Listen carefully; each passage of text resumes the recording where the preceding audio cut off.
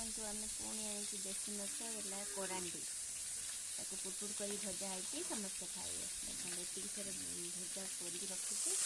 और कढ़ा पकड़ देखते काली धरिक आनी आंबल झोल कर बड़ बड़ माछ आज बड़ बड़ माछ रखी पानी पकड़े काली खाइबे कहले आंबल पकड़ झोल हम आज भजा जो मैंने देसी माछ खावा को भल पाती और धरवा को भल पाती से कमेंट लिखि जनाते आम घर समस्त जाइए पिला मैंने कौन कहते ना आम देसी माछ जो धरा हुए से जाइए पहुँचे जाल हरिका नहीं जाती बांकी नहीं जाती पिला गोटे खुशी आ माछ धरिया देखते लुण हल्दी पकई तेल पकाई भल आम दियर बाबू आज पलैगले से माछ खावा भारी भल पाती भारी प्रिय से माछ खावा